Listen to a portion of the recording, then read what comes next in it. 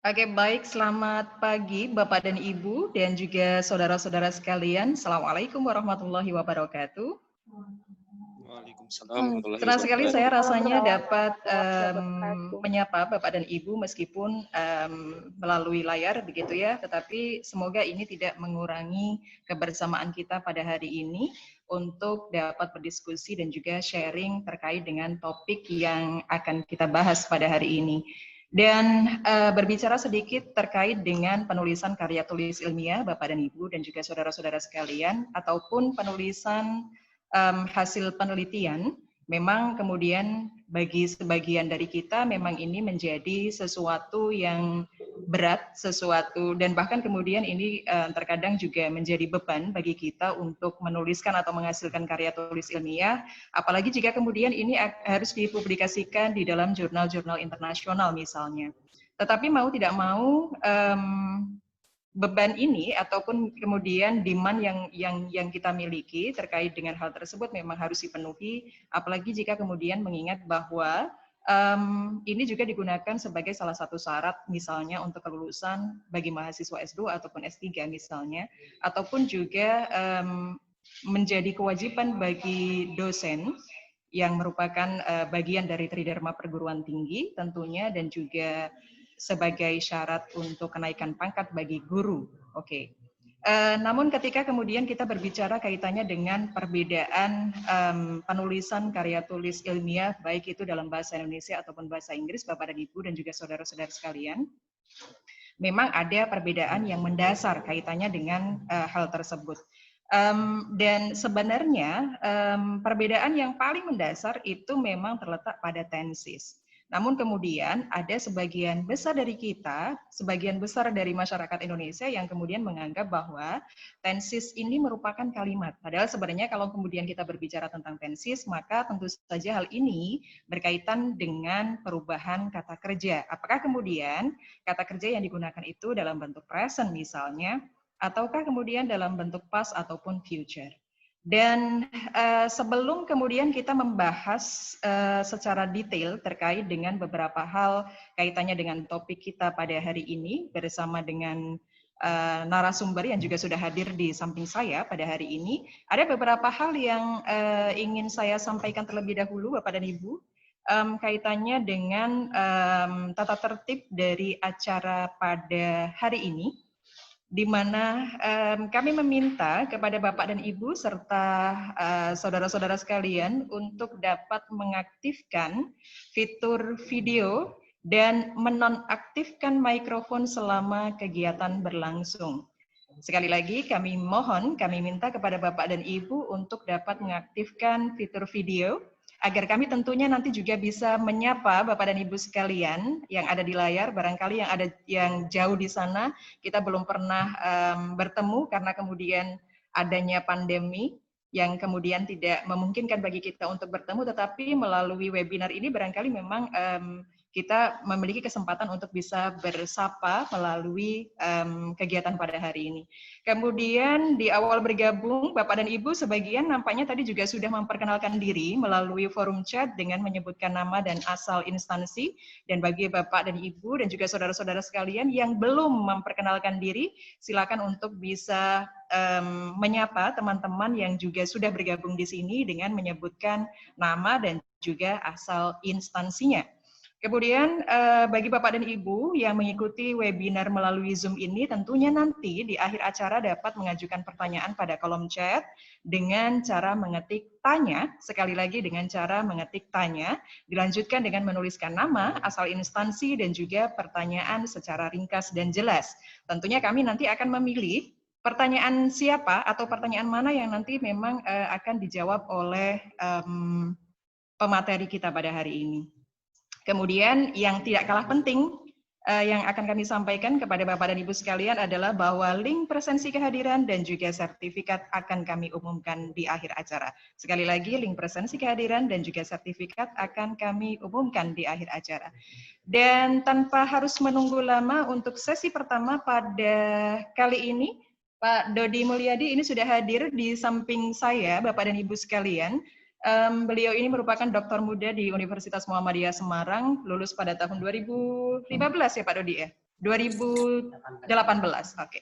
Pada tahun 2018 beliau sudah mendapatkan gelar doktor dari Universitas Negeri Semarang, dan beliau juga sudah memiliki pengalaman untuk mempublikasikan karya tulis beliau atau paper-paper beliau di beberapa jurnal internasional bereputasi. Dan tentunya pada hari ini kita akan sharing, Bapak dan Ibu, sekali lagi kita akan sharing terkait dengan pengalaman yang kami miliki kaitannya dengan bagaimana dan apa yang kemudian harus diperhatikan terkait dengan bagaimana penulisan karya tulis ilmiah ataupun paper untuk dapat dipublikasikan pada jurnal yang akan kita tuju.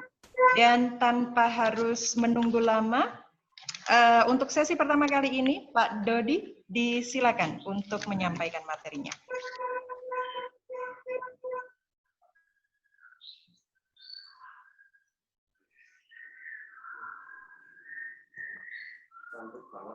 Assalamualaikum warahmatullahi wabarakatuh. Seminar online. Waalaikumsalam warahmatullahi wabarakatuh. Waalaikumsalam, Mbak.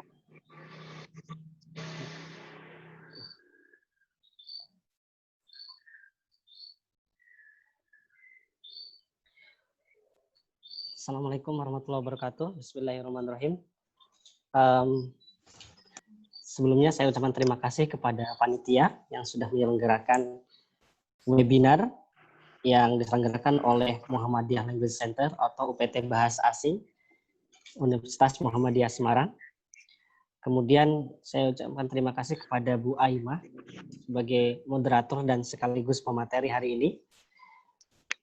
Kita mulai dari sebelum kita membahas grammar yang akan disampaikan oleh Bu Aimah, di sini saya akan berikan review terkait dengan research paper itu sendiri, karena judul kita kan Practical Grammar in Research Paper. Jadi beberapa yang saya pahami, yang saya dapatkan informasi terkait dengan how to write a research paper. Kita mulai dulu dari sini. Ada principles of research paper, prinsip-prinsip yang harus kita pegang teguh, Bapak Ibu sekalian. Di sini kalau kita lihat ada 3 prinsip yang harus kita patuhi ketika menulis karya ilmiah. Salah satunya kita harus menyajikan dengan fakta dan data, tidak hanya opini. Jadi fakta dan data itu bisa diperoleh dari research, dari eksperimen, dari empirical study. Kemudian yang harus diingat juga, karena ini adalah sifatnya akademik atau karya ilmiah, maka kita menggunakan bahasa yang formal, ya, menggunakan bahasa yang akademik, bahasa yang tulis, ya, bahasa tulis atau bahasa formal, menghindari bahasa-bahasa yang slang, jargon, atau banyak klise atau bahasa-bahasa yang sudah sangat umum, yang itu mungkin orang sudah paham. Jadi klise seperti itu. Kemudian yang terakhir, prinsip yang harus kita terapkan dalam menulis research paper itu adalah adanya keterlibatan atau diskusi dengan referensi atau dengan expert. Dengan expert di dalam bidang atau topik yang kita pilih terkait dengan penelitian kita. Jadi draws on information from expert sources atau references. Jadi sebuah karya ilmiah kalau tidak ada references itu belum bisa dikatakan karya ilmiah, karena belum mampu menghargai penelitian sebelumnya atau membandingkan atau bagaimana melihat data-data yang sudah ada. Itu prinsip yang harus kita pegang sebagai akademisi ketika menulis karya ilmiah. Oke, saya lanjutkan Bapak Ibu dan saudara-saudara yang saya banggakan. Yang pertama, kita mulai dulu satu persatu dari mulai title, kemudian nanti lanjut sampai conclusion.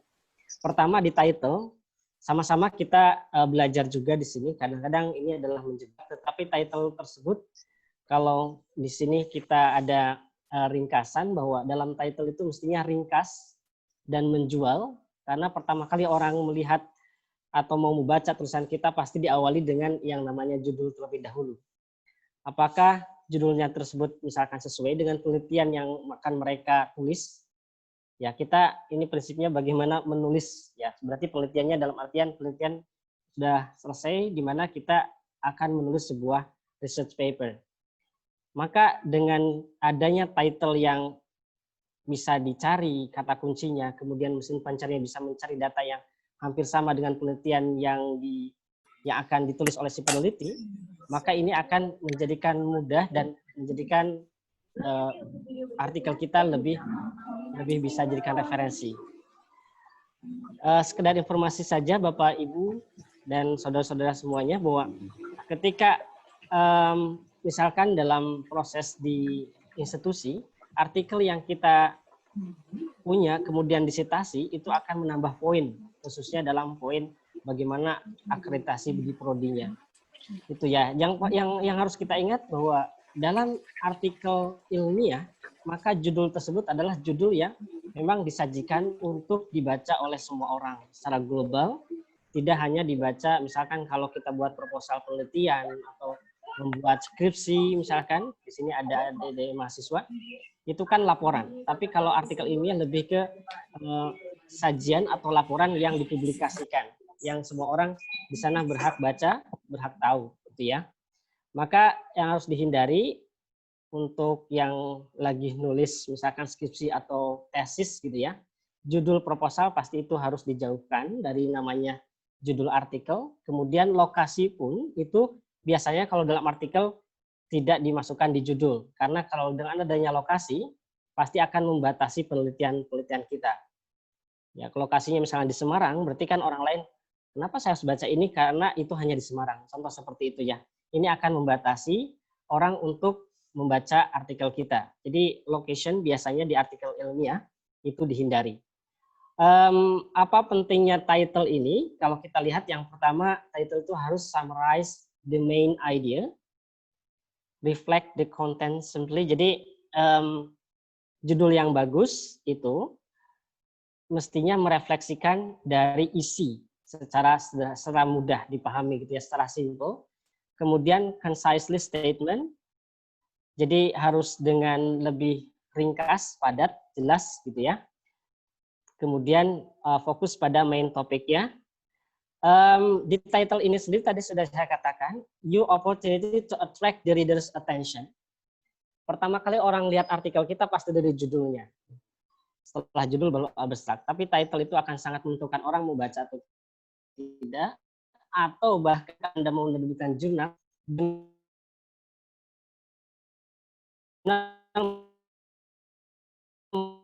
mau menerbitkan tidak, kaitannya itu tidak. Untuk kalau dalam artikel di Sinta atau di Nasional pasti judul itu dibuat juga dalam bahasa Inggris karena itu akan juga untuk abstraksi, referensi atau pencarian data.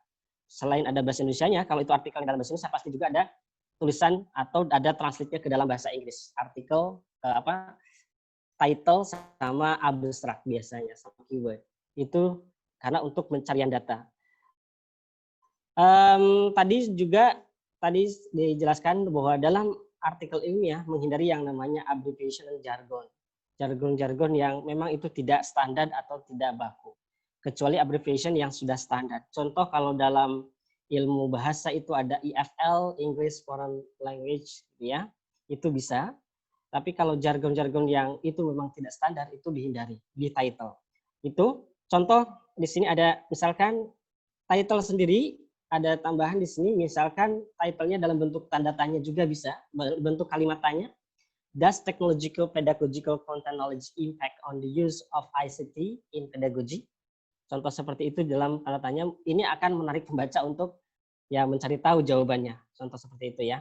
Atau yang atas, synchronous learning experience, distant and residential learners perspective in blended graduate course, misalkan. Synchronous di sini menarik juga karena sekarang kan pembelajaran kita cenderung menggunakan online, maka ada online menggunakan Zoom seperti yang kita lakukan, yaitu namanya synchronous learning experience. Jadi merefleksikan juga, selain itu juga in juga atau lagi tren pada masa tersebut. Itu yang title. Kita lanjutkan ke abstrak. Abstrak di sini ada beberapa poin yang harus kita highlight dalam abstrak. Yang pertama bahwa Ya, abstrak itu kebanyakan ditulis dalam satu kalimat. Walaupun saya pernah menemukan di artikel misalkan di kesehatan itu ada juga yang dipisah-pisah ya, misalkan aims, kemudian ada method, ada juga misalkan result and discussion, itu ada juga seperti itu. Tetapi kebanyakan artikel ilmiah, apalagi dalam social science, itu dibuat dalam satu kalimat.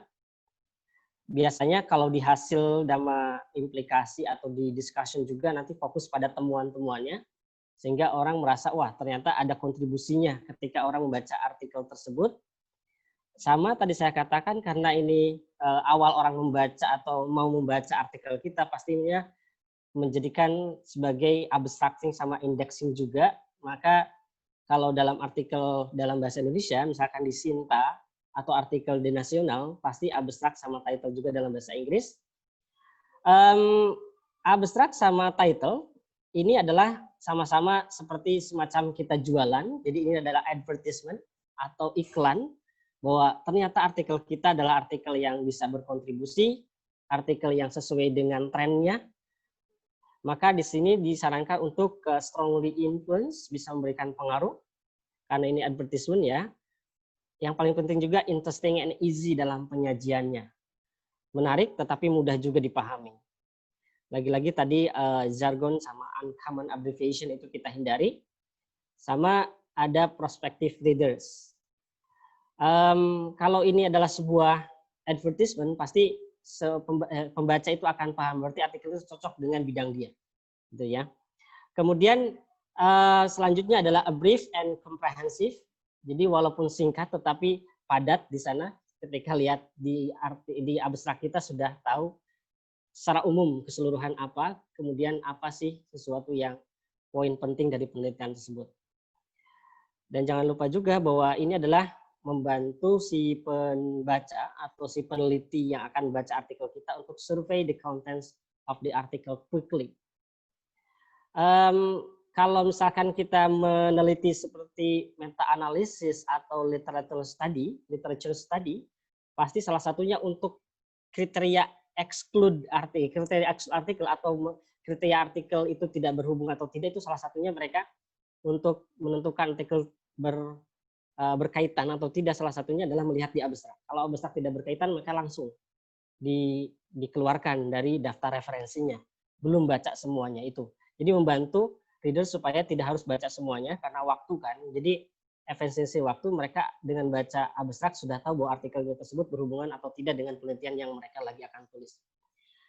Well prepared abstract can be the most important single paragraph.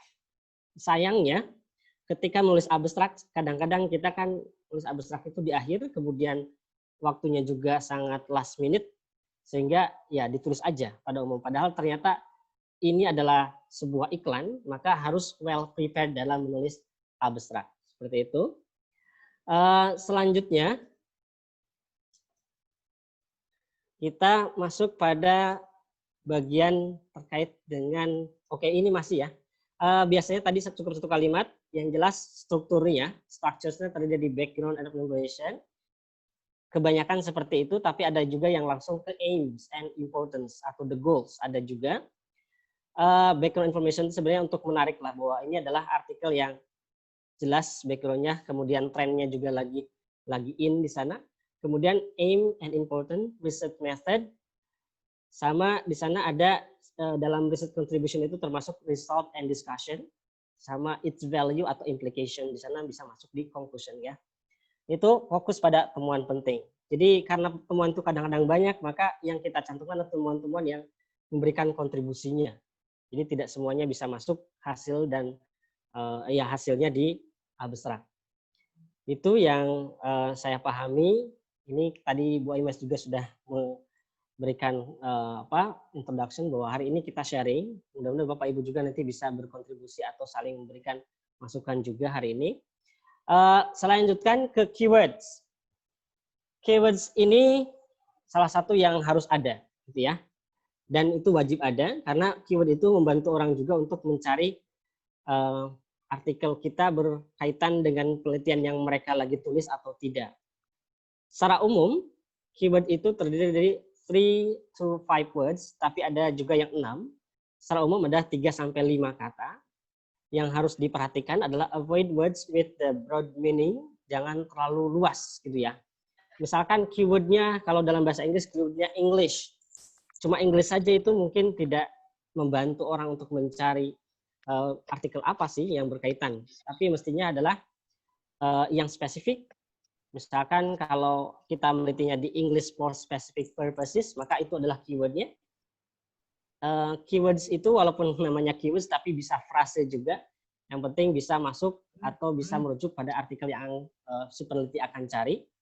Kemudian only abbreviation firmly established in the field are eligible. Tadi saya katakan kalau abbreviation atau singkatan tersebut sudah baku, pastinya itu bisa juga jadikan keyword tanpa harus di stand for, dipanjangkan gitu ya. DNA itu sudah cukup.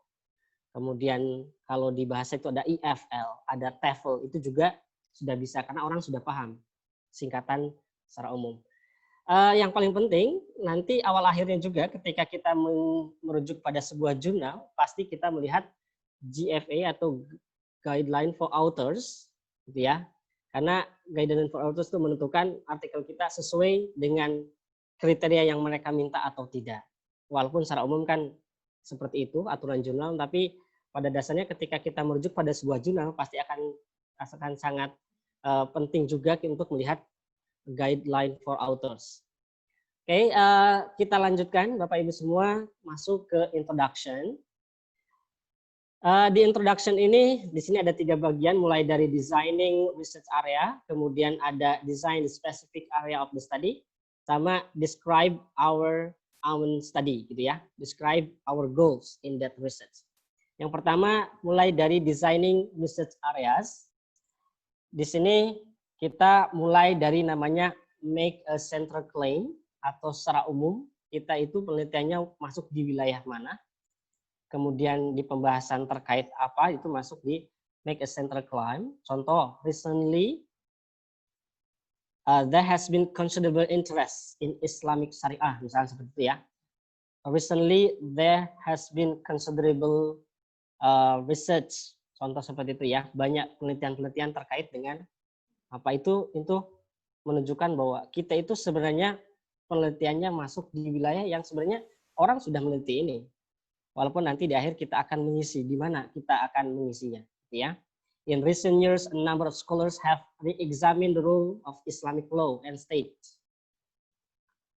Itu adalah make a central claim bahwa penelitian kita itu nggak sendiri sebenarnya.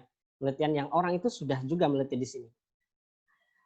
Kemudian generalize about the study. Many people believe that there have been renewed effort to establish Islamic law in Indonesia. Atau this view has received a considerable support recently. For example, blah gitu ya. Jadi ini hampir sama dengan make central claim juga bahwa ini lebih ke memasukkan penelitian kita di wilayah penelitian-penelitian yang orang sudah mengenal itu. Selanjutnya juga dalam designing research areas pasti kita juga menyebutkan penelitian-penelitian dan review the previous studies ya, penelitian yang sudah ada. Karena sebuah penelitian itu terus berlanjut, kontinuitas dari penelitian sebelumnya, maka sangat penting juga untuk memasukkan penelitian yang relevan, yang sesuai dengan yang akan kita bahas, seperti apa kondisinya saat ini. Kalau misalkan kita meneliti sebuah kamera handphone, pastinya kita tidak meneliti yang dari VGA ya. Maka kita meneliti yang mulai dari megapiksel 16 megapiksel seperti melanjutkan. Tidak mulai dari awal terlebih dahulu karena saya yakin yang meneliti dari awal sudah ada. Itu yang dimaksud dengan review the previous studies. Selanjutnya, decide the specific area of the study. Ini bagian tersulit dan saya juga mungkin masih merasakan susah untuk menentukan specific area of the study atau untuk mengisi celah mana yang harus kita isi dalam bidang tersebut, dalam penelitian tersebut. Salah satu yang bisa kita lakukan adalah contradict atau argue about the claims of other researchers. Ini bisa, asalkan kita kuat gitu ya, dalam argumennya sama dalam datanya. However, the approach suffer from a number of weaknesses. Ya. Kalau yang saya lakukan, seperti ya, practical activity-nya biasanya saya melihat limitasi penelitian-penelitian yang saya baca Kemudian kita mulai juga menyambungkan dengan temuan-temuan kita, apa sih kelemahan dari penelitian tersebut. Itu sangat membantu. Jadi kalau kita agak susah melihat celah weaknesses dari artikel yang kita baca, maka biasanya saya lalu lari atau langsung baca pada limitation dari penelitian tersebut. Itu juga bisa salah satu dasar kita. Tapi akan lebih baik kalau kita benar-benar bisa melihat celah apa sih kelemahan dari penelitian yang kita baca tersebut. Unfortunately, this view is rather vague. Itu diperbolehkan dengan fakta dan temuan-temuan yang ilmiah. Jadi bukan sekedar opini. Paling tersulit sebenarnya adalah finding the gap or lack of literature, ya, atau novelty-nya. Novelty itu paling susah ketika kita buat introduction. Maka di sini the idea of multimodality has been studied since the 4th century, when the classical rhetorical alluded to with their emphasis on voice, gesture, and expression in public speaking. But biasanya dilanjutkan dengan but atau however, ya. The term did not gain much attention until the 20th century. Contoh seperti itu. Jadi kata untuk menentukan however-nya itu benar-benar kita melihat celah apa yang akan kita isi. Untuk melihat celah itu bagaikan kita masuk ke dalam sebuah misalkan aula, maka dalam aula tersebut kita cari kursi mana yang kosong, maka itulah tempatnya atau mencari gap-nya. Ini memang perlu banyak baca juga. Saya juga di sini masih banyak latihan seperti apa mencari gap ini. Tapi secara teori seperti ini, mudah-mudahan kita sama-sama belajar. Kemudian setelah kita mencari gap, otomatis masuk pada purpose a new question. The study is quite informative, but there are still questions to be answered. Contoh seperti itu. From the studies, one important question remain unanswered, unequivocal kasus misalkan seperti itu. Kemudian setelah kita memberikan arahan atau tujuan dari penelitian kita, bagaimana masih pertanyaan apa yang masih belum terjawab, maka dilanjutkan dengan continue the tradition. Tadi about the impact of tsunami misalkan have covered by the area around Banda Aceh. These studies should also cover the other areas in order to gain more complete pictures of impact of the disaster. Contoh seperti itu. Jadi bukan hanya di Aceh ternyata, kita juga harus mengerti ini karena untuk jaga-jaga di tempat lain. Maka setelah kita menemukan yang gap, kemudian kontradiksi sama bagian mana yang masih tanda tanya, kita akan masuk ke sini. Mungkin ini akan lebih mudah daripada mencari research gap. Purpose atau the study was designed in order to the study aims, itu juga bisa. Explain the structures of the paper. Atau report the present study juga. The present study will explore like this. Itu masuk ke wilayahnya namanya main objective of the study. Describe our own study. Lanjut ke literature review. Literature review sebagian artikel ada yang pakai, ada yang tidak. Especially in social science. Biasanya masih banyak artikel-artikel yang menunjukkan atau meminta literature review, masih dianggap kalau di science atau misalkan eksakta biasanya literature review langsung included dalam introduction dan biasanya literatur juga masuk di discussion. Tapi kalau dalam social science bagian artikel masih mencakup literature review. Ini dari sumber www.subscriber ada definisinya atau apa ya poin penting apa atau main objectives dari literature review itu. Yang pertama adalah it survey the literature in your chosen area of the study. Literature review itu menunjukkan bahwa kita adalah seorang akademisi, tidak asal ngomong, tapi kita lihat dulu fakta di lapangan, fakta dari artikel-artikel yang sudah ada seperti apa. Jadi melihat literatur yang sama di bidang kita, bahwa kita itu adalah orang yang akan memberikan kontribusi terhadap penelitian-penelitian yang orang juga sudah meneliti itu. Tapi di bagian mana yang harus kita isi celahnya tadi. Maka di sini lebih ke survey the literature in your chosen area of the study. Yang keduanya, bagian berat juga dalam literature review itu adalah mensintesa the information that literature into summary. Bapak Ibu semua di sini pasti ada yang sudah paham juga tentang sintesa. saya terangkan sedikit bahwa sintesa itu bukan sekedar summary, bukan sekedar mengumpulkan informasi, tapi kita melihat celah mana yang sama dengan penelitian kita, metode apa yang dipakai, kemudian mana yang belum diisi, seperti itu ya. Kemudian setelah itu bagian mana yang akan kita tonjolkan dengan penelitian atau dengan artikel yang akan kita buat tersebut.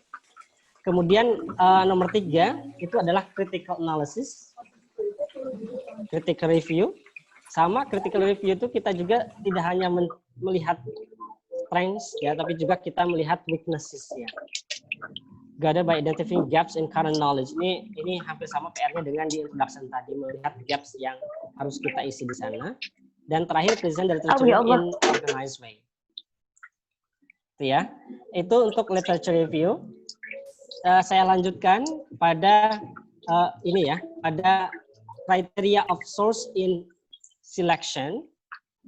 Jadi kalau kita berbicara literature review, memang sumber yang harus kita pilih adalah sumber yang pertama relevan pastinya. Relevan di sini contribute to the development of your topic, melanjutkan tradisi penelitian atau topik yang Anda buat. Provide an alternative point of view, you wish to argue again or provide useful primary sources materials. Di sini ada kata primary, ya. Primary sources itu adalah berarti penelitiannya berdasarkan penelitian langsung ke lapangan, langsung eksperimen atau survei dan lain-lain, bukan penelitian dari sumber pustaka.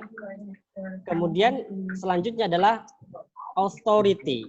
Authority di sini yang harus Bapak Ibu ingat, termasuk saya juga, bahwa ketika kita mencari referensi, pastinya otoritas itu ada di kita, bukan di orang lain. Karena otoritas ada di kita, pastikan yang kita cari untuk referensi kita adalah dari artikel yang menurut Bapak Ibu semua adalah yang paling bagus di bidang Bapak Ibu semua. Yang reputasinya bagus juga, dari Scopus Q1, Q2 misalkan, atau dari Sinta 1, Sinta 2, seperti itu. Karena wilayah memilih referensi adalah wilayah kita sebagai peneliti atau sebagai penulis.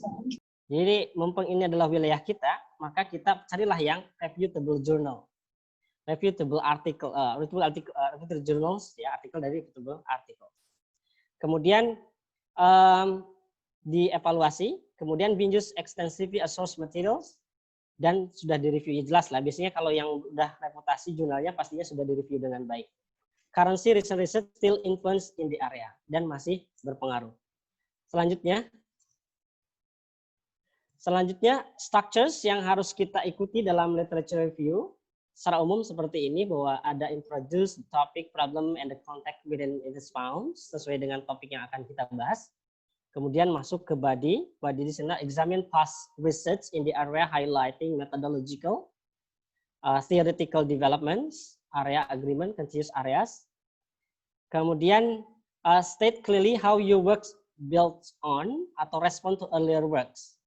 Jadi setelah kita menganalisis, mengexamine, examine itu tadi saya katakan kita sama-sama paham bahwa mengexamine itu bukan sekedar mencari strengths, tapi mencari weaknesses juga. Terus bagian mana yang diisi, maka masuk pada state clearly how your works builds on atau respond to earlier works. Bagaimana respon Anda, argumentasi Anda, dan bagaimana posisi penelitian Anda akan bisa berkontribusi pada literature review yang sudah kita jelaskan di dalam bagian tersebut. Yang harus kita ingat juga ketika literature review itu bukan hanya soft listing gitu ya, bukan hanya mendaftar, oke, nomor penelitian ini hasilnya ini, penelitian ini hasilnya ini, tidak. Tapi kita tadi pada tahapan synthesize gitu ya, sintesa, harus bisa merespon earlier works, kemudian summarize what has emerged from the review of the literature and reiterate conclusion, sampai pada tahapan menyimpulkan bagaimana penelitian ini posisinya. Apakah penelitian tersebut kontribusinya sudah sangat bagus, dan bagaimana posisi kita sebagai peneliti yang hampir sama dengan tersebut, kontribusinya apa. Itu di literature review. Kemudian ketiga, kita masuk pada tahapan research method, Bapak Ibu semua. Research method di sini ada beberapa yang harus kita ingat, bahwa research method itu adalah yang penting itu keterulangan atau repetition, repetitiveness itu bisa dimulai. Jadi bisa diulangi. Caranya kalau kita mau mengklaim bahwa metode kita adalah bisa diulang, pastinya metode kita adalah ditulis dengan rinci, dengan mudah dipahami ketika orang mau mengulang kembali penelitian yang sesuai dengan yang kita buat. Jadi prinsipnya bisa dipakai kembali oleh orang lain. Maka kalau ini harus bisa dipakai, pastinya ada tahapan-tahapan yang rinci, yang jelas, seperti apa instrumen-instrumennya. Sehingga orang mau mengulang penelitian yang misalkan kita itu mendapatkan sukses dalam penelitian ini, mereka juga bisa mengulangi. Kemudian secara garis besar, sebenarnya penelitian ini kan ada perspektif, ada kualitatif sama kuantitatif. Kalau kita berbicara kualitatif, biasanya social science juga banyak yang kualitatif. Maka secara umum gitu, karena sebenarnya banyak sekali kalau berbicara masalah teori ini. Kualitatif di sini adalah naratif, interpretatif, rasional antar kondisi, diungkap mendalam, biasanya seperti itu, agar fenomena-fenomena sosial itu dapat dipahami dan ditafsirkan secara proporsional dan kontekstual. Untuk kualitatif sendiri biasanya tidak terlalu terikat pada teorinya, tapi lebih pada data empirik yang didapat. Dan yang pastinya kita pahami juga, ini bukan untuk generalization, bukan untuk digeneralisasi, karena lebih mendalam, lebih spesifik, itu berarti pada lebih ke kasus ya, kasus-kasus tertentu. Kualitas dari penelitian kualitatif pastinya ada pada tingkat ketajaman kita membahas dalam penelitian tersebut dari data yang kita temukan, sama kedalaman, tetapi bukan hanya benar atau salah, beda dengan yang kuantitatif. Pastinya kuantitatif itu kan sangat eksakta atau sangat objektif ya, maka benar atau salah itu sangat harus dipahami. Kualitas untuk kuantitatif ya, kualitas dari penelitian kuantitatif atau penelitian yang berbasis biasanya ya numerik seperti itu ya, objectivity of data, and then teori yang diacu itu harus dikuatkan. Ketika kita membuat survei, pastinya survei tersebut teorinya seperti apa, sehingga survei tersebut dituangkan, pertanyaan-pertanyaan apa yang dipakai. Kemudian karena ini adalah kuantitatif, maka semakin banyak akan semakin bisa digeneralisasi. Semakin banyak survei, semakin banyak responden akan semakin bagus tingkat objektivitas dari penelitian tersebut. Secara umum memang orang-orang eksak itu lebih percaya yang kuantitatif karena memang hasil surveinya bisa mewakili data yang banyak itu ya. Mampu akurat prediction juga. Itu berdasarkan karakteristik dari research method. Kemudian lebih detail kembali di sini ada kualitatif dan kuantitatif itu biasanya your objective involve describing subjective experience. Kalau yang kualitatif ya interpreting meanings, understanding concept, memahami konsep yang ada kemudian ditemukan juga di lapangan. Kualitatif itu sendiri didesain tend to be more flexible. Biasanya penyajian data pun akan sangat erat kaitannya dengan temuan-temuan yang kita dapat di lapangan. Allowing you to adjust your approach based on what you find throughout the research process. Tadi saya jelaskan di lapangan itu akan menentukan bagaimana sih hasilnya, kemudian penyajian datanya. Ini sangat berbeda dengan yang kuantitatif, karena kuantitatif itu your objective involve measuring measurable, finding frequencies or correlation, and testing hypothesis. Biasanya kita juga mengetes hipotesisnya, sesuai atau tidak gitu ya, praduga kita betul atau tidak, you will need to do quantitative research. Lebih fix biasanya, lebih standar, variabel atau metode ditentukan di awal. Makanya seringkali orang penelitian kuantitatif itu berat sekali ketika kita mulai. Karena kita harus menentukan validitas, reliabilitas, dan instrumen seperti apa, rubriknya, banyak sekali yang harus disiapkan di awal. Ketika sudah selesai persiapannya, di akhir laporan biasanya akan lebih cepat. Instrumen yang biasa digunakan, kalau yang kualitatif bisa open-ended question, atau ada juga focus group discussion, interview, corpus, documentation juga bisa.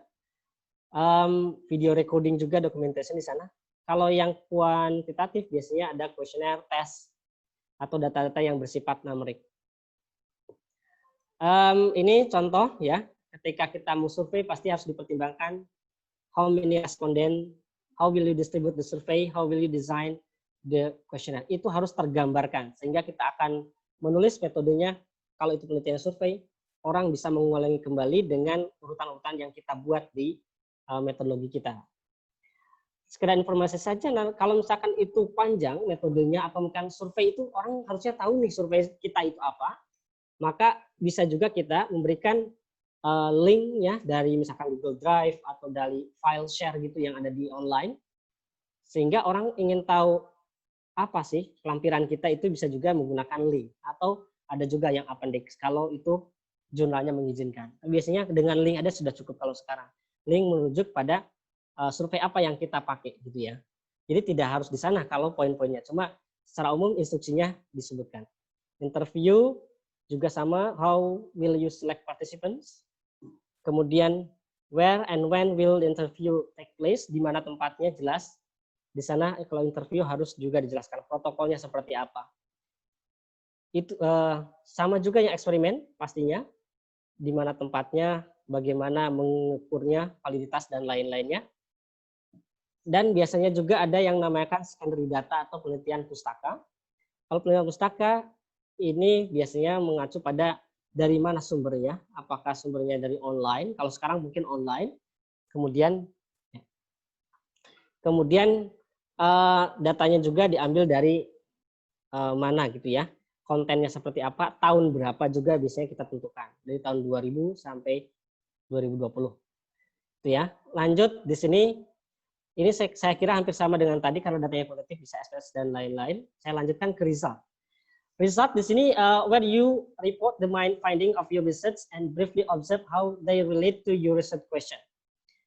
Yang harus kita ingat bahwa research question itu akan menentukan result apa yang akan kita sajikan di bagian ini ya. Kemudian kalau kita lihat bahwa result itu mesti yang kedua, yang selanjutnya adalah discussion ya. Kalau discussion itu pasti akan kaitannya dengan result, di mana result itu hasil data secara briefly, maka discussion maknanya, importance, relevansinya apa dari hasil tersebut. Harus bisa sampai menjawab, does your result agree with the previous research? Apakah ada relevansinya dengan penelitian sebelumnya? Kemudian apakah penelitian Anda itu berbeda dengan yang lainnya? Kalau berbeda, kenapa? Itu masuk discussion. Karena namanya diskusi berarti tidak hanya menyajikan data makna, tapi bagaimana orang lain memandang tersebut sehingga bisa didiskusikan dengan penelitian kita. Kemudian yang conclusion, terakhir di sini bahwa conclusion itu should be concise and engaging. Kita pahami bahwa conclusion itu mestinya orang membaca conclusion sudah paham dari awal sampai akhir, intinya stand alone, tidak harus membaca lagi isinya. Karena conclusion itu biasanya memberikan gambaran secara umum, ya secara umum bukan secara spesifik di bidang kita, tapi secara umum orang akan mendapatkan manfaat dari penelitian itu. Maka harus concise and engaging, clearly state and answer the main research question, harus menjawab penelitian yang sudah kita ajukan di awal, summarize and reflect the research, make recommendation for future works on the topic. Untuk adik-adik mahasiswa juga, ini jangan lupa ketika penelitian buat conclusion itu harus ada rekomendasinya dari penelitian kita atau future work-nya seperti apa kalau ada limitasi di penelitian kita. Kemudian yang paling penting juga what new knowledge you have contributed. Oke, ini secara umum biasanya ada contoh ya. Misalkan tujuannya present tadi langsung menunjukkan enhance bla bla di sini tujuannya apa. Kemudian setelah itu juga nanti bagaimana kontribusinya, bagaimana kesimpulan atau implikasinya, dan selanjutnya future work-nya misalkan it could be the best technique to take into account for Indonesian ESP lectures to successfully implement the learning. However, jadi di sini kita menyebutkan batasannya, masih ada juga batasannya karena penelitian ini masih didominasi di Pulau Jawa, maka lebih baik penelitiannya nanti menggunakan multivariate interview participants supaya lebih bisa digeneralisasi. Oke, ini yang biasanya saya lakukan. Kalau Bapak Ibu mungkin bisa menggunakan teknik ini juga bisa. Biasanya saya mulai dari mempersiapkan gambar, figure dan lain-lain sebelum kita nulis. Ini posisinya adalah kita sudah penelitian. Nanti mau kita nulis ya. Kita persiapkan dulu figure, tabel, didesain seperti itu. Setelah itu baru kita masuk ke metode. Kenapa metode? Karena metode itu akan sangat mudah kita tulis karena yang kita lakukan baru memaknai dari metode tersebut. Discussion ya. Hasilnya discussion. Kemudian conclusion, ternyata introduction kita biasanya dilakukan di akhir setelah kita selesai di method, result, discussion, conclusion itu ke introduction. Dan tadi karena abstrak itu paling harus benar-benar dipertimbangkan, biasanya di akhir juga kita pertimbangkan setelah benar-benar isi dan lain-lain kita sudah paham, sudah selesai semua, baru abstrak sama title gitu ya. Select keywords, acknowledgement sama references. Itu yang bisa saya sampaikan Bapak Ibu. Terima kasih. Saya kembalikan ke Bu Aimah. Assalamualaikum warahmatullahi wabarakatuh. Waalaikumsalam warahmatullahi wabarakatuh. Terima kasih Pak Dodi, sangat menarik sekali. Dan memang ketika kemudian kita mau sedikit membahas kaitannya dengan bagaimana atau apa yang kemudian harus kita tuliskan di dalam research paper begitu ya. Kaitannya ini ada hal yang menarik dan agak beberapa waktu lalu saya sempat membaca buku tentang penelitian yang mana kemudian how to formulate the title misalnya. Di dalam buku itu disebutkan bahwa sebenarnya ada formula nih yang bisa kita ingat kaitannya dengan bagaimana untuk bisa memformulasi dari judul penelitian begitu. Nah, yang menggelitik saya adalah apakah kemudian judul untuk misalkan katakanlah untuk judul skripsi misalnya atau misalkan untuk judul artikel yang akan kita publikasikan di jurnal-jurnal misalnya itu akan sama atau berbeda. Karena ketika kemudian membaca dari buku yang pernah saya baca di dalam metodologi penelitian tersebut, Creswell kalau tidak salah di situ ada formula yang ditawarkan atau yang disampaikan oleh Creswell di mana kemudian formulanya adalah the x of y in z, if I'm not mistaken, at ABC. Kalau nggak salah begitu ya Pak Dodi ya. X itu adalah independent variable, kemudian ini kalau hubungannya dengan kuantitatif. Y itu adalah dependent variable, Z-nya itu adalah moderator variable, dan ABC-nya itu kita asumsikan sebagai tempatnya begitu. Kalau kemudian Pak Dodi tadi menyampaikan bahwa di dalam menuliskan judul artikel penelitian sebaiknya kita buat secara umum, artinya tidak spesifik untuk menyebutkan tempat, karena kemudian betul bahwa kemudian pada saat kemudian kita menyebutkan di dalam metodologi penelitian atau membahas dalam metodologi penelitian, kita akan membahas secara detail kaitannya dengan siapa subjeknya, di mana dan lain sebagainya, itu akan kita bahas secara detail. Apakah kemudian ini yang nampaknya nanti akan kita diskusikan bersama Pak Dodi, apakah kemudian katakanlah untuk laporan, skripsi, tes